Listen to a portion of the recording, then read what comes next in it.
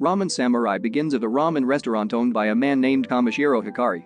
The shop seemed packed with customers, and all the employees were busy serving the customers and making their meals. But then, Hikari suddenly scolded his two employees and hit them on the head. He was angry that the two of them allowed the food in the pot to burn and spoil the ramen broth. Hikari had his own reasons why he got so angry. Because for him, the most important thing in ramen is the broth, especially since the broth is a recipe left by his father. Perhaps because he was in a bad mood now, Hikari then asked another employee, Mukai, to close the restaurant immediately. But just as they were preparing to close, Hikari overheard the employees' conversation at the back of the restaurant. They discussed their plans to move to another job, as they felt Hikari's restaurant would not last much longer. Enraged, Hikari fired two employees who had ruined his ramen broth. Without many protests, the two men left from there. After that, Hikari went to see his mother, Yoshiko, who apparently had heard that he had fired two of his chefs. Hikari seemed to realize he was not a good employer, let alone a reliable chef. It's been 6 years since he took over the restaurant from his late father, but he still feels like he hasn't succeeded. Instead, he thought he had destroyed the restaurant. Hearing that, Yoshiko then asked his son to just close the restaurant for good. If he wanted, he could return to his old job as a graphic designer, a job he really enjoyed. Previously in 1990, Hikari did work as a graphic designer in an agency. To get the job he had always dreamed of, he even took courses and evening classes when he was young. But one day, while in the office, he gets a call from his mother informing him that his father died after having a stroke. Thus, Hikari returns to his hometown, where he sees his father's restaurant closed due to the mourning period. But at this moment, when he saw the restaurant, he decided to change the course of his life. He decided to continue his father's business.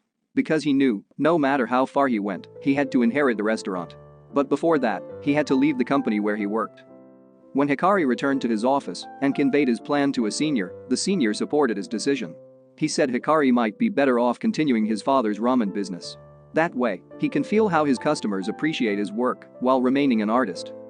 When Hikari was back in his hometown, he saw the street carts parked near his father's restaurant, and it reminded him of something. But he didn't think too much about it now. Later that night, Hikari and Yoshiko went to eat ramen at a street stall. At this time, he finally told his mother that he had given up on his career as a graphic designer. So from now on, he will try to revive the unique taste of his father's ramen, although he will strive to create his own signature. Hearing those words, Yoshiko was reminded of the past in 1970, when Hikari was a child. At that time, his father, Sho, was selling ramen on the street. But even so, the stall can attract many customers, partly thanks to the taste of Sho's ramen, and partly to Hikari's habit of drawing near the shop. For some reason, his drawings could attract the attention of passers-by, so they decided to stop by Sho's ramen shop. One night, Hikari saw his father beat up a customer who was rude to a girl. But unexpectedly, his action was praised by many people. Sho is indeed a local hero. Other vendors often rely on him if their stall is disturbed by local thugs or yakuza. But as a consequence, Sho often gets drunk after he gets into fights. Despite his roughness, Sho has a soft side to him. It was evident how he was willing to accommodate the girl he saved earlier, even though his house was cramped and rickety. Some parts of the roof of his house had even leaked, and you could see mold growing on the floor. But still, he decided to keep the girl in his house, and Yoshiko didn't mind it either. In fact, they felt sorry for the girl, whose name was Kanako. She can't speak, so she can only communicate through writing. And in that way too, she told them that yesterday she was almost sold off as a prostitute by the man who had acted so rudely with her. So she was very grateful to them for saving her. She is even more grateful when Sho decides to hire her at their ramen shop. Sure enough, Kanako started helping out at their stall the next day. And luckily, she was able to prove herself to be a hard worker. And that was the memory that Yoshiko had when their family was still poor.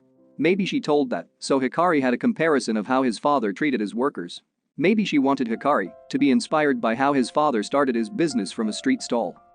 After that, Hikari returns to his restaurant to meet Mukai.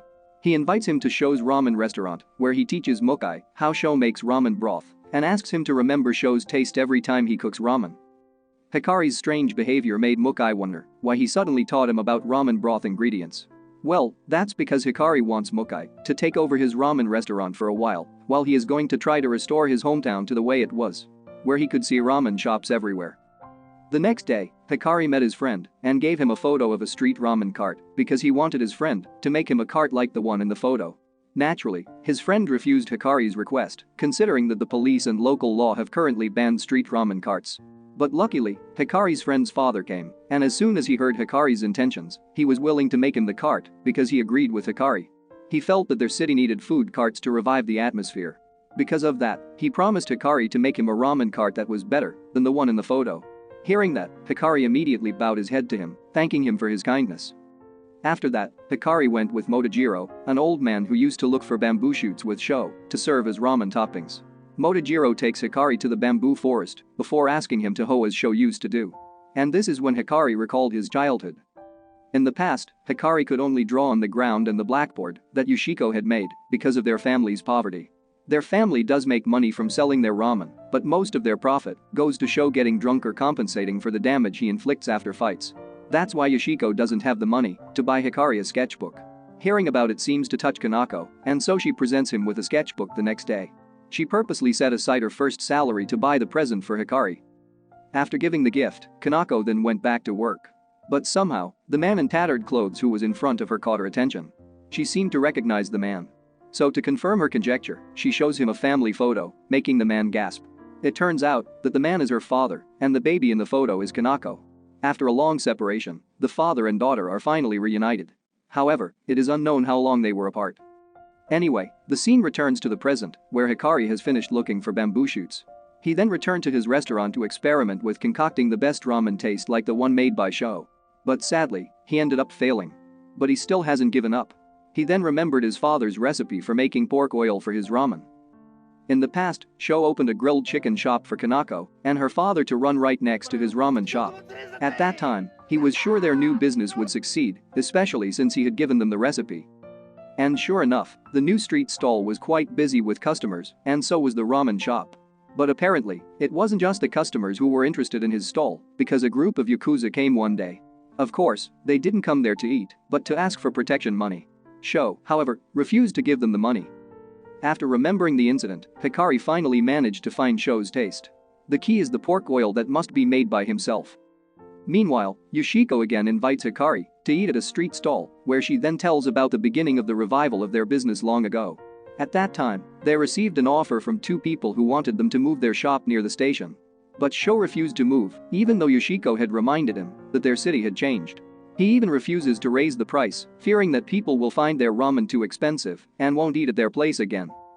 The situation was further exacerbated because the developers wanted to build a shopping center and a public square where they sold their goods at that time. So Yoshiko was forced to act to save Sho, who was almost killed by thugs and Yakuza sent by the developers. To that end, she went to the Yakuza boss's house with a bottle of sake, begging the boss not to kill Sho, who was leading the resistance of the street vendors who refused to be relocated. She even whined like a child in front of him, making the Yakuza boss feel uncomfortable with her behavior. He told her to go home and give the sake to her husband. The next night, the Yakuza boss came to Sho's ramen shop and ordered a bowl of ramen, which he devoured and finished down to the gravy. He admitted that Sho's ramen was delicious, but at the same time, he regretted it because it would be the last time he tasted such delicious ramen. After hearing the story, Hikari then tried to make noodle dough for his ramen. He made several different types of dough and sizes of noodles until he finally found the right one, exactly the same as his father used to make. The process of finding it exhausted him, however, to the point that he fell asleep. When Hikari opened his eyes the next morning, he found his two former employees already at the front door.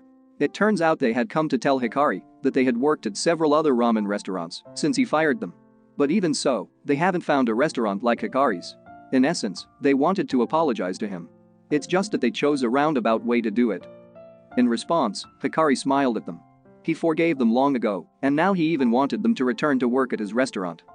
Later that night, Hikari and Yoshiko went back to eat at a street ramen shop, which was run by a young man and had a lot of customers.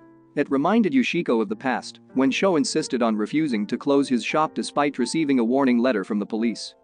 At that time, Yoshiko was still trying to persuade her husband to stop being stubborn and start thinking about a plan to open a restaurant in a different location. Even if they move to where they sell ramen, Sho's ramen will remain the same. It will still be the best ramen, and the customers will keep coming, even if they change places. Moreover, Sho had to think about Hikari because there was always the possibility that he would continue his business in the future. Hearing that, Sho could only be silent. He was confused because he had no money to open a restaurant. But to his surprise, Yoshiko suddenly tore her black pillow, which was an account book. All this time, she had been secretly saving money in anticipation. She doesn't want Sho to stop his ramen business if he dies first. But now, even though she was alive, they could open a restaurant with the money. Sho was so deeply moved when he discovered that he had tears in his eyes. And so, since they had decided to open a restaurant, Sho took his cart out to the field, where he set fire to it in the presence of his family and Kanako and her father. He never intended to sell the cart, preferring to burn it. After that, Hikari and Yoshiko escorted Kanako and her father to the station. They will move to their hometown, where they plan to reopen their grilled chicken shop. But before they left, Kanako kissed Hikari's forehead as a thank you and farewell. Back in the present, Hikari is seen returning to his kitchen to make ramen like his father did long ago. Then, after the ramen was ready, he tasted it, and finally, he found the flavor he had been looking for all this time. Almost at the same time, the cart that Hikari ordered was finished. But then, just as Hikari was preparing to start selling ramen using the cart, the phone suddenly rang. It turned out to be from the police, who reported that he was not allowed to sell ramen using a cart. But just like his father, Hikari ignored them. He will still be selling ramen with his new cart. At the end of the film, Hikari can be seen pulling his cart excitedly. And on the first day of his comeback, the street stall was immediately bustling with customers. The moral that can be learned from this movie is, sometimes happiness cannot always be measured by wealth. Happiness can even appear through the smile of a satisfied customer with a bowl of ramen.